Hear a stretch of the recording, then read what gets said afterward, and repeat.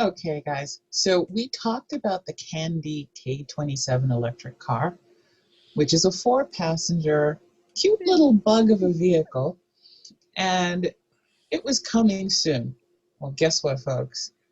Based on the fact that I still have a Facebook account, because otherwise, how else would I be able to avoid my relatives on my phone and just sort of poke in my head on Facebook once in a while? I saw their ads in Facebook. You can actually now put a deposit on for this car, and you too can own one of these adorable little buggers for That's something. $8,000. Do those qualify for the federal tax incentive? That would be It does. awesome. Get it for free. Well, okay. For the candy machine. So No. the math is funny. So they actually start at almost 20, Oh. a little more than 20. Right. If you're the first, 500, 100. If you're early order, they'll give you like a $3,000 credit or something, which brings the price down. Then they throw in the $7,500 incentive, and then I think they throw in a California incentive on top of it. Oh, so they pull a muskie and put in the cost after savings? Yeah. Right. Yeah. He started a bad thing with that. At least they didn't calculate in fuel cost savings over 10 that would years, suck. Kind of thing. But yeah, the price does take all of those things into consideration. But you want to talk range? You have something. But if you're for 59 miles commuting, especially if you're you just don't have to travel 100 miles each way every day, this is a great in-town car. Especially, if you've got a student and they're in a college town and they literally only have to travel around for their groceries and a few things, this is a great way for them to have a car without a ton load of costs, that they don't have to deal with gas a lot, and it's very energy efficient. It's EV. So it's a nice entry-level vehicle. And it does look like you might pay a little bit extra for the giant key at the back that you got to twirl around to make it go. But other than that, it's fine. So I like cute little bug things. What can I say? And hell of excited that it's finally on the market, and that yes, you too can basically be an obnoxious young hipster in your bright red vehicle that you probably can't take to your corner shop for a repair, but who cares? It's going to last forever. You know it. You're going to take good care of it. You're going to love it. So I'm thrilled. Yeah. So Georgia, you make a really good point there that in certain communities, it's for certain use cases, this is great. If you buy it and expect it to do everything that your current car does, that might not work out so well. But the first EV that I had 40 miles of range, and I had a 10-mile commute, running errands 5 or 6 miles. I could do both of those in a day without even charging in between.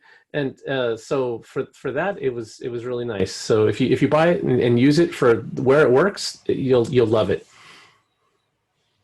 Yeah. Well, because I have to confess, I live in town and I work in town.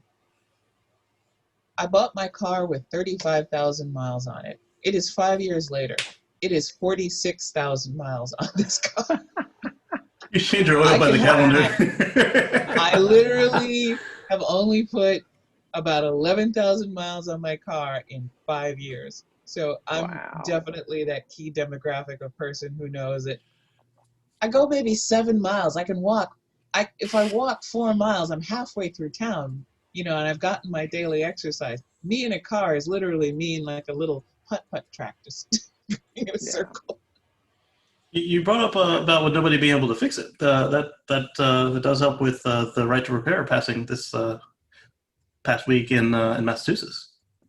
I wonder if we could get that on the ballot here in California. That would be great, because if you are also a hobbyist and you want to tool around with a car, you don't want to do this with an actual Tesla unless you're one of our fine people here, or one of the fellow people in the Tesla community who knows what the hell you are doing with a big old expensive Tesla. See, this is one of those cars that you could fuck around with and not find out. You won't hurt yourself too much. Right. Something tells me though that with the Kandi, it's less of a right to repair, proprietary, don't touch our car, as it is good luck finding replacement parts for Use the Chinese screw number Kandi 7000, or not sold in the U.S. right, Dude, yeah, even Wish is full. something. You just go online and you go to Wish and you scroll Yeah, then you wait 6 months. ball gowns that don't look like that when they arrive. You buy it off of Wish, like everyone else. Yeah. The demographic for this car, I mean, the people most likely to buy this car are the parents of teenage children, because Can't get they're not away. going far. They're not going far. They're not going fast. And this is essentially a vehicular prophylactic. This is why Mark got the Spark. Oh, that's cold. That's cold. like my Sweet 16, my Super Sweet 16 from MTV, when they used to do those obnoxious shows with spoiled brat rich kids who were getting things like Hummers and Cadillac Escalade SUVs for their 16th birthday. This is the car you get for a 16-year-old, because If they don't buy it there is themselves. nowhere in God's green earth that a 16-year-old needs to be in a massive SUV like that. Yeah, That this doesn't have the possibly- back seat where they can get in trouble either. Oh no, a kid can get they could fold themselves into origami and get in trouble in like a 2-seater motorcycle. Don't worry. Believe it. Patrick was hoping. He's Oh, like, yes, I title. can't get in trouble. So, he dashed his hopes about the night in trouble.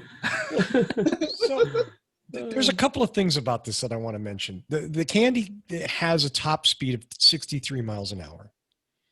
No speeding tickets. Which means it's going to, well, right? And this has long been my thing of like, new drivers should not get massive, powerful vehicles. They should automatically get small, tiny little underpowered vehicles so that they learn their first experiences driving are from a more humble state. Like they used to get the base model Mini with the manual choke and the not 5-speed, but whatever the transmission was at the day. No, dude, I'm talking like 50cc moped, and I do mean pedals and motor. Okay. Right. So this is the deluxe. Yeah. You want to learn humility on the road. That is the vehicle that you need. Absolutely. So I can appreciate the intimidation factor of making sure they're terrified and feeling like a small shrimp in a big, big world in this car on the freeway. Keep them scared. Right. That's what you want to do as a parent. Pay attention. No texting and driving if you think it's going to be a tin can. Well, That's right. It's not so much that, but culturally, we as a country have to do a lot of changing. Yeah. It used to be cool to drink and drive. Used to be cool. Dad could have a beer in the front seat. I'm not that old. I remember that. Well, wait, I'm very old. And I do remember. Oh, yeah. Are you kidding me? Yeah, I was going to correct you there. You'd have to be pretty old to remember that, not pretty young. Yeah. Well, I'm old. I'll admit it. We need to have a little cultural shift, though, where big isn't cool. Big isn't the thing that's cool, and that small and slow is cool too. It's different purpose. It's a different use scenario. And a lot of our culture right now, just no one would consider this car.